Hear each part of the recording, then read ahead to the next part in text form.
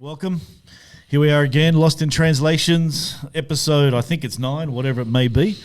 It's Tuesday. You're closing on 10, which is good. We're vets now. Mate, double digits. And here we are Tuesday night in Australia. If you are watching this, thanks for watching. We always appreciate whoever's going to watch it. And if you happen to be watching it, thank you. And so we're going to get into a topic tonight. You know, we're going to talk about pastoring and leading. You know, is there a difference? I think there is. Can you maybe lean too strongly on leading? Can you be too pastory? How do we hold that balance and that tension between pastoring and leading? Because if there is a difference and there are negatives, pros and cons to both sides, how do we stay, maybe is it the middle of the road? But Jesus said the middle is not good, apparently. Okay. But you know what I'm saying? Make that even keel. So I think it's a good topic to talk about because, well, you know, every church needs a pastor. Every church needs leaders, pastors.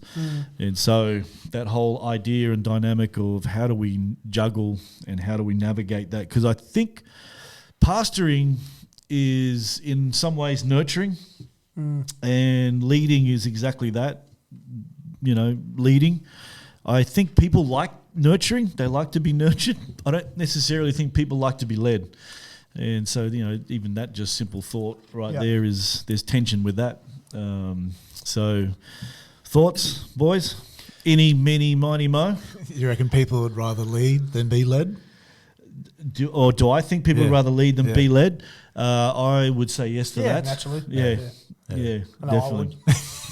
I know I would. Well, why don't never noticed, mate. Before you ask, why don't you maybe for the viewer? Oh, look out! Or the listener. Maybe give a good little example of the difference between a pastor in your eyes, a pastor and a leader. In my expansive, you know, deep recesses and resources of the. Before you just jump, I was just going to say before you jump in, I'm not anchoring anything. We'll anchor. Mate, I'm just going to go for a cup of coffee. I'm really excited about your word for the night for this episode. Every episode you drop an absolute banger. I've got one too. I swear I've got. It's coming out of somewhere. No, it's coming out somewhere. I'm telling you, I'm going to come out with it. Okay, my opinion. A pastor. A pastor is somebody who I already mentioned that nurtures, looks after, cares for. A pastor has these tendencies to, you know, if someone's in hospital, man, I'm happy to go see them. The real caring, loving element of a pastor, a human being. That's what I think a pastor can do. A leader can maybe not be so heavy on the caring side, but more driven by maybe the vision or the goals or the dream of what they're trying to build in the church. And leading requires more, I think, decision making. And so some pastors who maybe can become too pastoral don't like to make decisions because, well, I care about you so much, I don't want to upset you. Right. Does that make sense? Like I care, man. I don't want to upset you, Scott. So I'm just here as somebody who loves you, cares about you. Don't want to confront issues, and I don't really want to make decisions because my decisions could possibly offend you, hurt you, whatever.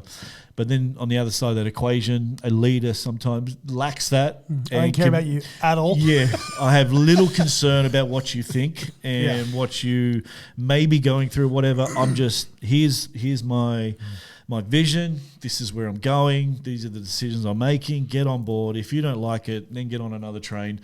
And that'd be my perception, the way I see it. There's a whole lot more to that, obviously. But, yeah. Is that it? We're done? Done? I thought Scotty was loaded. Are you ready? Go for it, mate. No, nothing in particular. I guess maybe not. Maybe most pastors probably can lead, but maybe not all leaders can pastor. I could say almost the other way. So which way? Not all pastors can lead. Yeah. I think some pastors literally have that grace to care, but their leadership is not really even to the point of trying to develop that. I think there can be tension with that. because some people just don't have that. I know pastors like that actually they're incredible at that, but they don't want to make decisions. They actually don't have that grace or whatever you want to call it. Do you need both in the church? You need both. Well, I was going to say, dude, if you're a pastor, do you have to be leading a church? I don't think so. No. So I agree. So if we're only going to box in pastors and leaders to Sunday mornings inside four walls, I think we're going to really run into trouble. Yeah, really limit how those gifts can operate. Yeah, it's true. Yeah.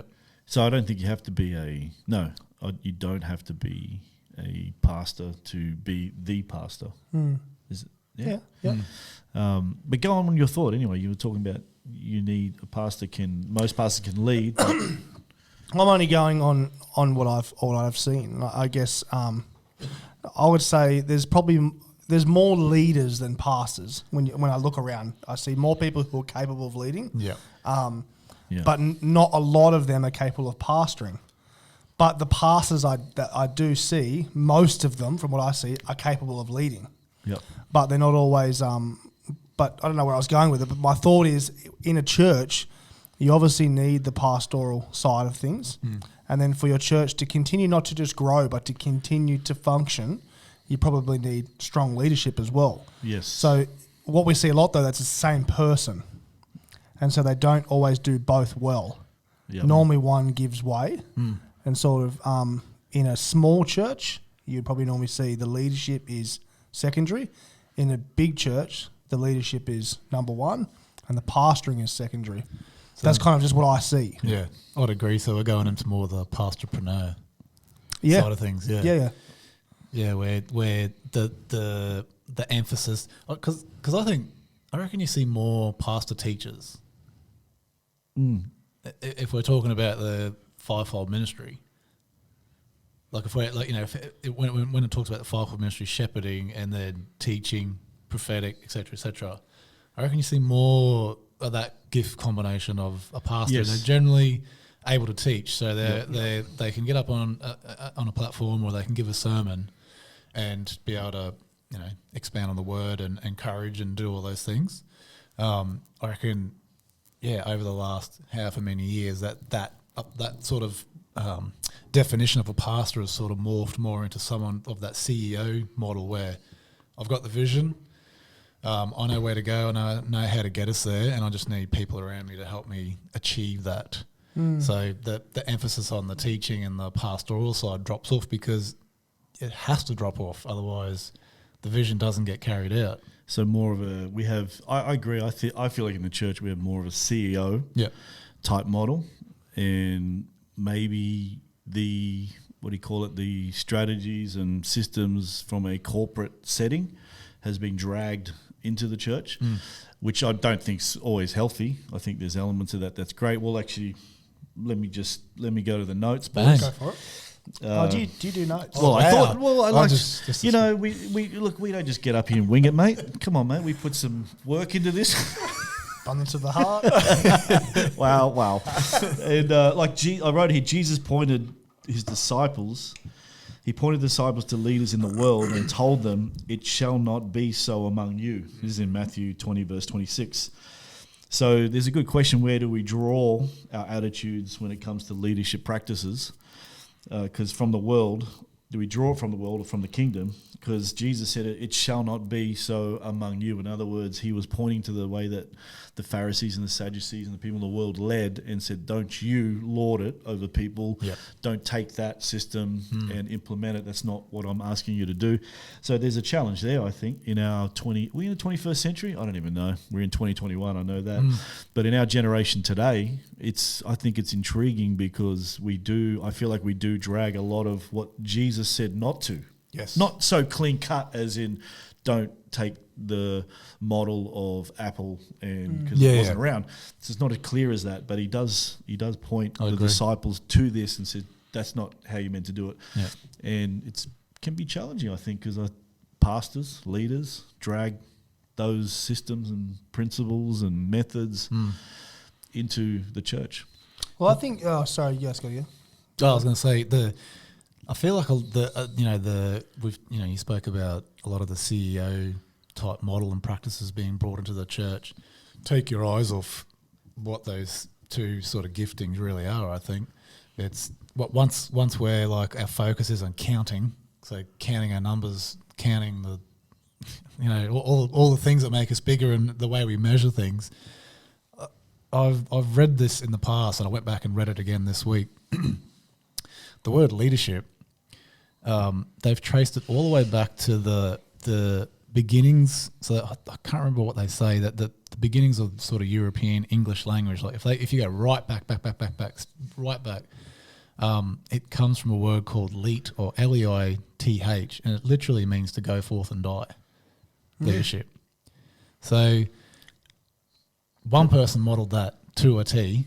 Sounds like Jesus. No, I think it does. Yeah. So that sounds very different to I'm a pastorpreneur, the CEO model, and my focus is on the world. The way I'm going to measure my success is the way the world does. Plenty of good things come out of that, but I think we've taken that word and put it into a worldly context. Well, he said it, but he lived it. Yes. He said, the greatest among you must become the servant of all. So Jesus' leadership is. By example. Geez, here comes my word, boys. Let's go. Is diametrically opposed. Whoa. That was 2 words, but anyway, I was talking about diametrically. Is diametrically opposed. That's nice. Bam. Solid. What he taught and how he lived, it is diametrically opposed to the world's way of doing that. I love that thought. The I think it's Leith, leat, or to go forth and die. Yeah. Wow. It's strong. Yeah. And it's almost when I think the first problem is, one, what you've just said there, and the actual meaning of leadership is not what people model, for one.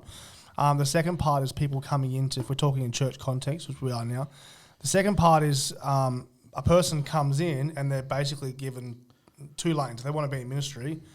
Are you a leader or pastor? And most of them get that identity part wrong at the start, because right now the current culture is be a leader. Yeah. That's where all the value is. The value is in the leader. And it's what's driven, I think. Oh, it is. Pushed. Yeah. But it's which is true if they knew the real meaning of leadership. Yeah. Because the meaning's wrong, and then how it's pushed is to lead. You've just probably got so many people who think they're a leader, but they're actually a pastor.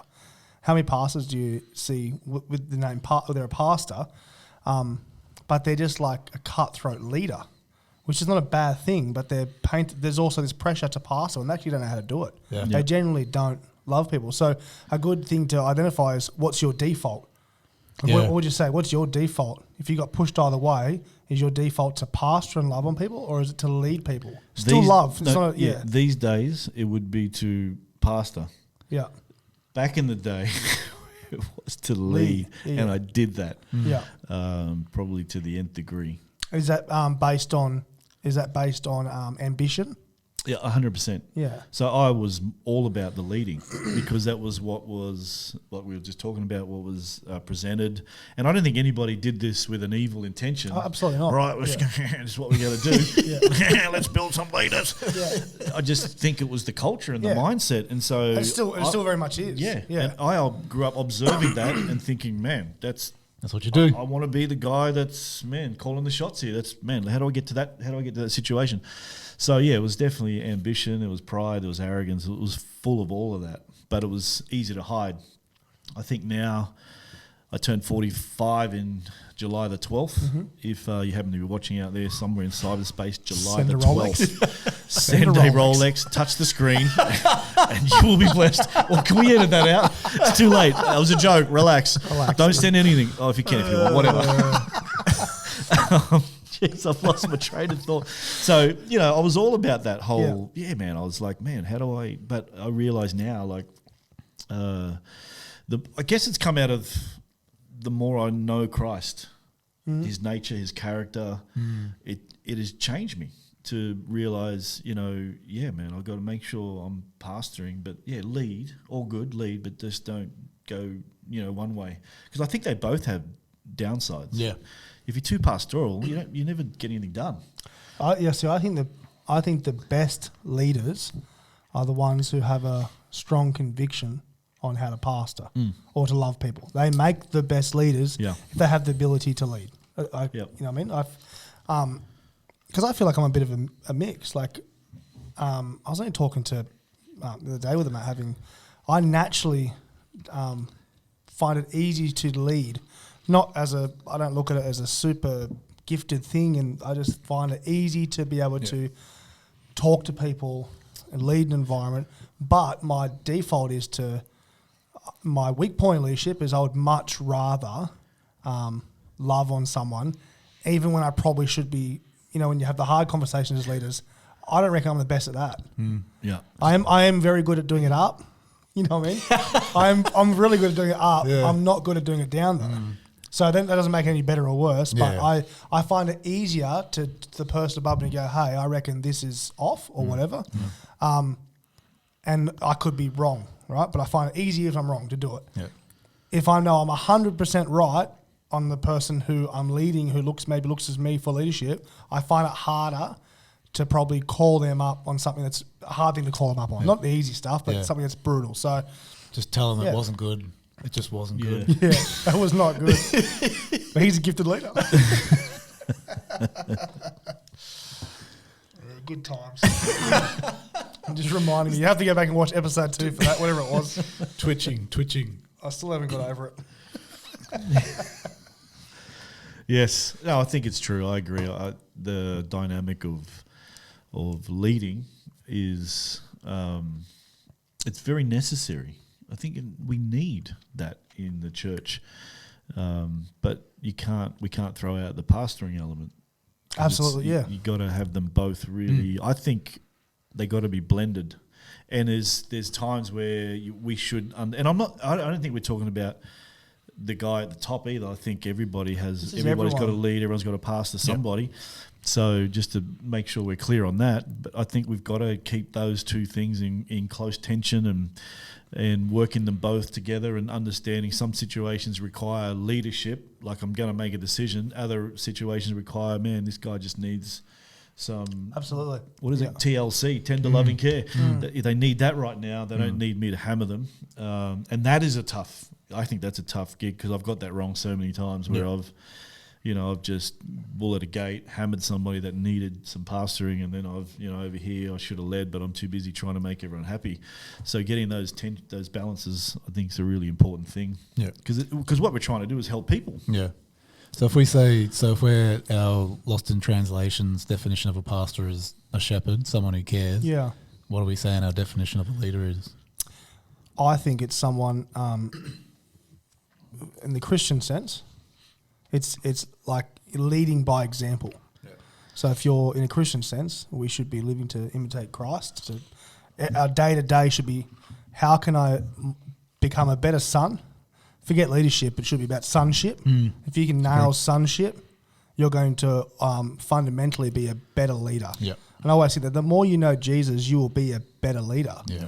I've become a better leader with people because I've read more of the word. Yeah. And I've had more experience in leading, but my leadership has gotten better because I've stopped all the normal fundamental things of leading to unimportant. Yeah. I've gotten better with people. Yeah. Yeah, so I think leading by example of Christ and doing the things that that's why I look at certain, like some of our pastors at chapel is just they're just like silent achievers. The silent achiever is a great. Like I look to that everywhere now, not just at church, but silent achievers. There's something about them. That's what I was going to say, because I think leadership in 2021, if you were to have a secular take at it, I think the first thing people would say is influence. Yeah. Do you think? Leadership And is then- influence. But I think that term's been. I just think of Instagram and influencers and just removed from.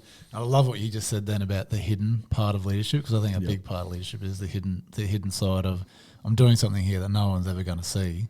Yep. I'm leading by example, whatever it is. It's one-on-one conversation, the things away from the crowd, the things that I'm not going to get a pat on the back for. Yep. That's when you get down dirty and actually go forth and die, I think. Yeah. I concur. Yeah. Because I think leadership I think that's paramount actually, is to understand like the secular concept Mm. is the guy at the front, Yep. who's maybe the most charismatic, Yeah. the one who who's actually calling the shots. He's got a slick clothes on, slick haircuts, like you boys. That's why I've got a hat on. You know what I'm saying? There's that image element So to it, 100%. and that's the guy that's leading. But I think that is very secular. And it's Yeah. very short lived. Yeah. You've only got to look at the corporate world. Yes. You're a CEO for 2 years Yeah. and then you're out. Yeah. Anyway. Because people hate you anyway. They actually, people dread that type of leadership, and to bring that in the church is really, I think, unhealthy. Yeah, I agree. So, leadership, Jesus said it, serve. Yeah. Servant leadership. 100%. And if you're unsure, by their fruits you'll tell. Yeah. Yeah. You'll tell who's a strong, like not just the macro stuff. Look at the micro. Look at the family life, the Yeah. kids. I agree. Yeah, well, I like the leadership stuff. Yeah. We haven't talked a whole lot No. about No. leadership, have we? No. It's funny though, We're because some of the best leaders in Australia, so it's crazy we haven't. Just throwing it out there. Well, yeah. Just being humble. No, I actually think you're really bang on there, mate. being humble, and I'm the most humble Mate, by no. you'll ever meet. Mate, I'm so proud of my humility. Man, we're really losing the plot tonight, boys. That's This is good. good. The wheels are falling off. Yeah, I love, because I do love leadership, but I definitely learned in probably maybe the last 10 years, I feel like I've learned and learning more about the behind the scenes. And I've become more and more comfortable with that. Like, I don't care, if I'm that guy up there or not. I used to care about that, but I realise now it doesn't actually matter, that you can lead. Well, here's a question. Can you lead from behind? I think it's the best way to do it. Yeah. In not in the context of like everyone else go, but behind the scenes. Yeah. Absolutely. Yeah. Because in today's world, everyone is so threatened. So if you're not the person always trying to be on platform or be up front or be the person, if you're not that person and you're always encouraging, so when I say behind, you're the person like lifting up, or probably being under is a better word. If you're the person under lifting up, that's the best way to lead. Agreed. Yeah, the best way to continue to grow like your leadership, and people will stick around. People will feel comfortable with you because they're not threatened that you're going to chop them. Yeah. Or I think that's a So it great comes to try and do that, like what we're just talking about Yeah. now. If we just talk about the younger generation, I suppose even our generation and probably the ones that are older. You do stop caring a bit more though, don't you, as you get older? I think so. Yeah. I definitely think just age itself. Yeah. And we're young. I'm only just relaxed. I'm only 40. Like I said, 45 July the 12th. Just throw it out there again.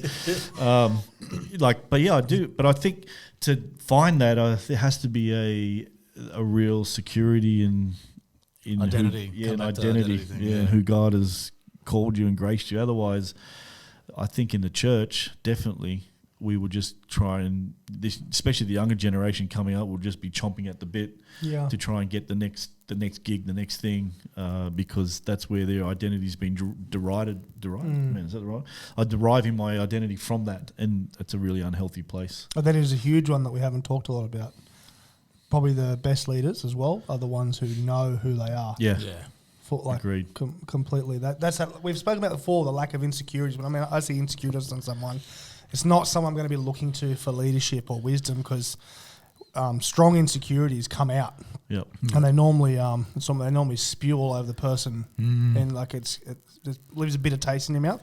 So yeah, identity, man. When you know, and I don't reckon you get there until, I don't know, I wouldn't say it's just 30, but it takes a while for a man to really get somewhere where you're like, I kind of feel like I start to know who I am now, who Christ is in me, and you don't know it in your 20s. Yeah, You just true. you pretend. Yeah. You pretend you're doing it all for God in your 20s. You're not, though. It's all for Jesus and me. But yeah, it takes some losses. It takes some seeing Him move to probably really know your identity. It takes a bit of pain. Yeah. Yeah, I agree with that.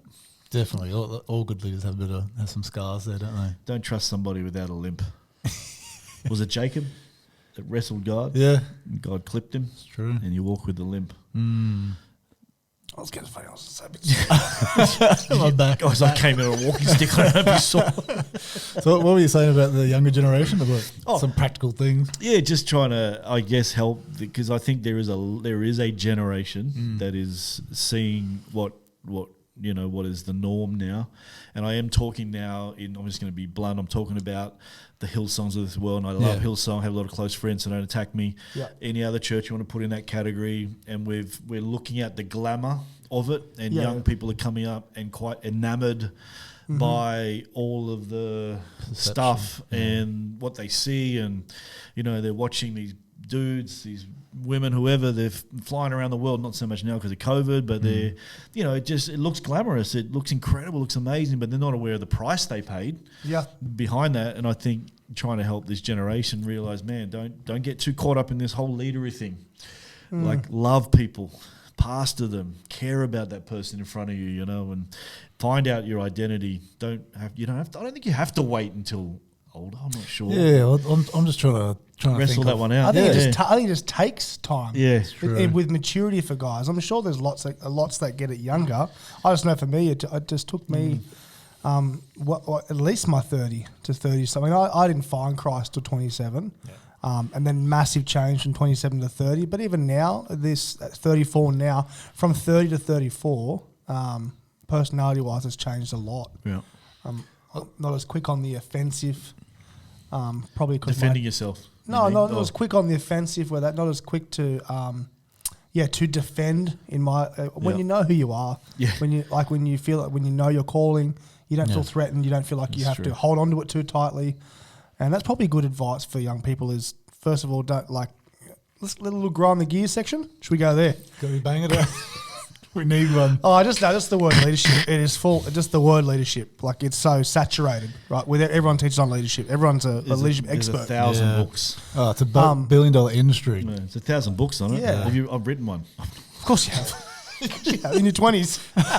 It's called How to Lead Like Me. You took it off the shelves. How to lead like me. There's only one copy sold. It's the one I bought. I think, beautiful. Man, maybe young people coming through, first of all, leadership is not the be all end all. No. So to stop and not feel the pressure, like when you go through big church environments, there is a pressure. If you're not a leader, because they talk about it, if you're not a leader, you feel really undervalued. Yeah. You see it in lots of, say, husbands who are leading strong. You see it in lots of the wives. They might be busy with kids or whatever, or they're not loud voices, or they're not busy in the way that they're at church every second day. And so when they're not valued as a leader, it's kind of like, well, if you're not a leader, then we don't know where to put you, because all we do is leadership. We don't know what to do with you. Yeah. So that's a really hard thing for younger people coming through. Is, first of all, I would just say, man, don't worry about the whole leadership stuff. Yeah. Because what you just described there, that's something else. That's not church to me. That's not what Jesus is coming back for to me. Where there's only value on the certain group of people within a church expression, that once you fall outside of that, well, I just don't know what we're going to do with you. Like, that I don't know. That breaks your heart when you hear that sort of stuff. Sonship, hey. Yeah. Sonship. I was only talking to someone recently. I was like, man, I'm so fed up with trying to, like, people talking about how to be a good leader, strong leader. I was like, I just want to be a really good son. If I can be just a good son, if I can just get closer and closer to Jesus every day, my 9.5 hours of prayer most mornings. Get that up to 10, 11. If I can get it out to 10.5, 11 hours. That's where you. No, but in all seriousness, you're at a chasing the sonship. Yeah, I agree. And not worrying about anything, not worrying about titles, not worrying about your calling, because I'm a true believer that if God has called you to something, and there is a calling and a purpose for everyone's life, you can't escape it. Yeah. If you walk with Him, it'll find you. Because isn't it like when you're in those environments that are all about leadership, you're just like constantly stressing, have I missed it? Am I going too slow here? I'm not getting to where I need to be. Yeah, it's almost the hamster wheel. It's like pastoring, shepherding. Those words are kind of left. They're kind of not really talked about, because it's about leadership. It's about leadership. They're a bit lower. Yeah, it's like lead. It's not the best pastors ask the first question. Yeah, it's Best leaders ask the first question. Yeah. Everyone goes, "Oh, flip," and then they're making up a question while their hands in the air. I've actually done meetings like that where I am, where like a Q&A type session. Yeah. I'm the one that's been asked the questions, and sometimes it's a bit quiet. And I've actually said, kind of regretfully, but anyway, I've said it. I've gone like, listen, guys, I'm the one that they're interviewing, but I'm like, all great leaders ask good questions. Yeah. So you need to come prepared. Oh man, yeah, give myself an uppercut. Repent. We'll wait for you. Oh, dear. And you can see everybody like, oh geez, should I Google a question? And then people just ask questions that, well, one aren't authentic and no one cares about. Nah, the environment's terrible. So Yeah, leadership it's is servanthood, servant leadership. I was just thinking about Paul, the apostle. So he says, I boast in my weaknesses. Paul's one of the greatest pastors, apostles, leaders, bishops, whatever you want to call him. He was a legend, wrote 2/3 of the New Testament as far as I understand it. Yeah. Knew a few things, experienced a few things. And he talks about he says, I will gladly boast in my weaknesses. Yep. In our context of leadership today, I don't feel like that's high on the priority No, list. let's boast about what I'm graced Yeah, for. the I'm a good speaker. Yes. I can get in front of everyone. Here's my accomplishments. You know what I mean? I think But even worse, it's one thing to boast in all the stuff you're good at. Yeah. But that's just bad. But the Paul boasting in his weakness is because he knew that where God comes in to that into play 100%. that. Yeah. So when you don't That's do that, the union of Christ. Yeah. when you don't do that, it's one thing just to say a boast about all the things you're good at. Yeah. But you're missing the most important part was God can't work in that. Yeah. Yeah, for sure. because he says, in my weakness Absolutely. is where Christ's power rests. Yeah. So that's leadership. Yeah. I think I think a good leader can own. Yeah. A good pastor, a good leader can own their frailties and go, man, actually, I'm not that great here. Yeah. And I think that is a strength in leadership, pastoring people. I was going to say, coming back to that point of what, like us here, what do we lead? How are we leading the generation underneath us? Like, what do we say to the younger generation? And it is on us to model this. And I know when I was younger and I started looking in different areas around things to read and different theologians, etc. And I just started to find my way to people with smaller followings, really small. What's the word? Online presence, and they were the best. They were the most humble. They weren't selling anything, and there's a different pull to that. Like as you get mature, you start to recognize Christ in someone rather than the fleshly things, rather than oh man, this guy's just amazing to listen to. Yeah, Actually, just on that point, interestingly, apparently TED Talks. There's TED Talks about TED Talks where Commentary on it. yeah, commentary on it where whether you have a really great orator or someone who is not good at speaking, the intake that the amount that we take in is the same. Right. It's just our senses are tickled a bit more by someone who's a really good speaker. So all that stuff and the amount you actually take in and listening to someone speak on Sunday What was that? I think is proven to be much less than actually getting around someone. And I'm just thinking of the younger generation. I would personally be happy, like as I go through life and meet certain people, I'm happy for them to be around my life.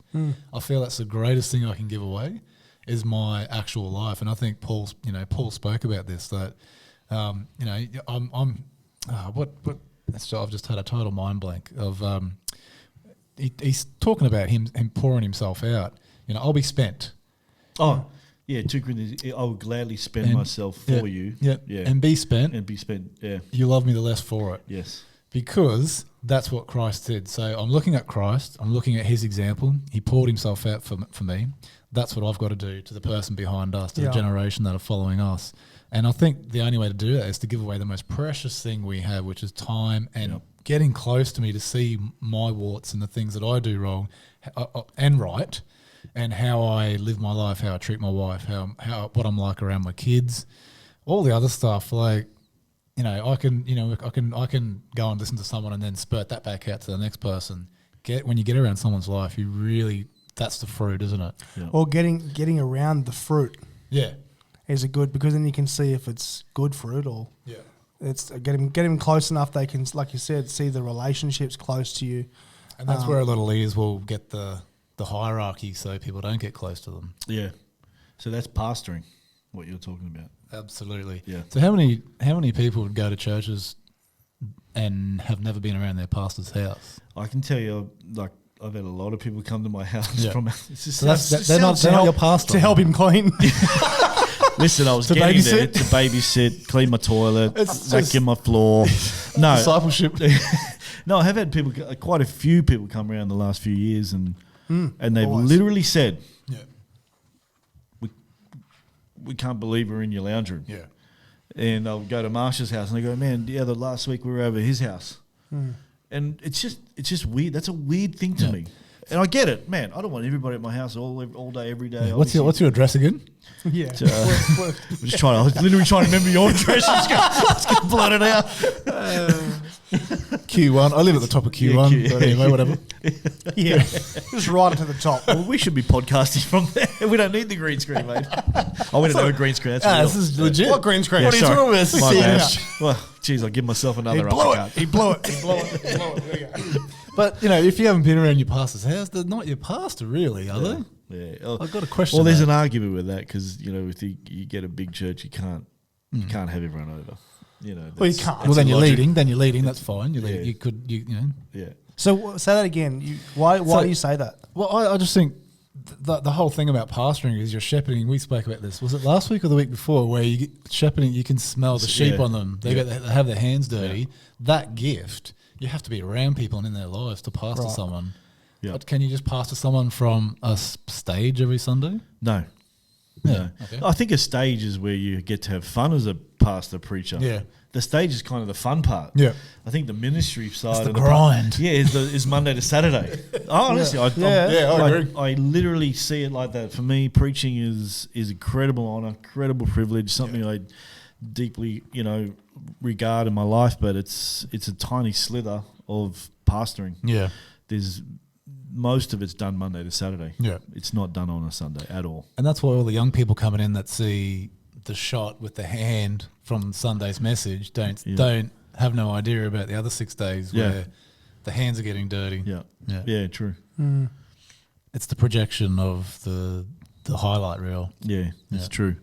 Because I wear my thongs in my Yeah, you local do. town. You do. I have worn thongs. Oh, yeah. Relax. The only place I've worn thongs preaching is home. Wow, we live on the Gold Coast, man. This is good. Mate, when I first came down here to work on the Gold Coast, I'd rocked up to work. Coming from Brisbane and consulting, I was like working in Sydney and Melbourne, so I was all decked out, long sleeve, pimped out, I might add. And I'm turned up in this place, they're like thongs and boardies, and I just couldn't do it. I couldn't dress down. Yeah, So I pulled the shirt out, like relaxed a little bit. Roll the but- sleeves up. Yeah, rolled the sleeves. Like a PM going to a farming site. George W. Bush. Took the cufflinks off. Cufflinks, jacket. So we've definitely agreed on pastoring and leading different things, but should be together. They're Yeah, different. did we- Yeah, they're Yeah. different. They should be together. And I do believe that leadership is something you can learn. Yes. Yep. Concur. I think you can learn leadership. I think most people can. Yeah, most people can learn leadership. I We don't all- know. I don't know if you can learn pastoring. The only way to learn pastoring is to learn the Father's heart. Yeah. I think if you learn the Father's heart, surely it's got to soften you. Break my heart for what breaks yours. That Yeah. kind of. I don't know, but I think naturally, I just think don't just choose the leadership path because you think that's the go. Because it'll be a horrible lane if you're not good at it. If you do, just make sure it's the Jesus model, Yes. Absolutely. because that'll, Lead by example. yeah. It just doesn't sell though, does it? No, It- not really. It's behind the scenes. Well, not always. I think we've touched a few different areas, but the Jesus model of leading is you might get to, like Paul, get to the end of your ministry and no one's left. Yep. And the Jesus type of ministry is, man, the guy pulls out a tea towel. The towel. He's the king. Yeah. and starts washing their feet. Yeah. If you look at the context of that scripture, actually, it's the night before he's about to, the ultimate presentation, his life on the cross. But this was like another word picture, if you like, to the boys because they just didn't get it at that point. So he's like, let me just give you another demonstration. Let me 'Cause wasn't let me just- get lower. Yeah. I was going to say just before that, not long before that, they're arguing about Yes, who's sitting on the right and who's on the left. No. That's exactly right. Yeah. And he's like, you've missed it again, so I'm going to show you. Let me just get on my knees here and wash your grotty, filthy, muddy feet because I want you to know this is what leading is about. Yeah. And then he obviously lays his life down on the cross the next day. So in the shadow of the cross, he throws this unbelievable picture, which is for us as well. And when it comes to the people in our world and building the church, his model is imperative. And I think we need to be a little careful these days to all the methods and the model that we can draw from the world. No doubt there's good things, but it's just a little bit sketchy, I think, I agree. in my little humble 44-year-old opinion. Final question for you. You might be. I got this thing about. Do you think that strongly? I mean, I feel like I know the answer, but do you think that strong leaders need to know everything? No. Strong leaders are the opposite. Yeah, exactly. A strong leader is someone that's like, I actually don't have all the answers, so I need you. Yeah. I need you. I need you. I need you. Man, let's roll this thing out. I think that's strength. There's nothing worse when you ask someone for advice who doesn't know, and then they take it on board themselves to just come up with some advice because they've been asked, and that's a real chink sometimes. And so it's actually I think people find that irritating. It's very irritating. Yeah. Because they know people aren't stupid these days. They kind of can see a fraud, and I've done that before. And advice doesn't always have to be negative. It doesn't have to be critique. Yeah. No. You know, sometimes like, hey, how was this? Yeah. It was terrible. Wasn't good. Wasn't good, mate. But Wasn't good. If there's nothing wrong with it, don't like this different scenario from that. If there's nothing wrong with the situation, right, and you're asking for feedback on something, so I go, hey Scott, how was my sermon? And if say the sermon was really good, right, you know, it was biblically like really well done and blah blah blah. Most of the time, that person being asked is going to go, well, listen, this is probably what we could do better. Yeah. Because they just want to have something negative. Yeah. Yeah, I think there's power in being it. I'm just the leader, the leader who knows they are no identity issues, no insecurities. They just go, you are absolutely amazing. Stay close to Jesus. Keep it simple. Yeah. I don't know, something special in advice without critique. Yeah. I think it's a real strength to not think like I know it all.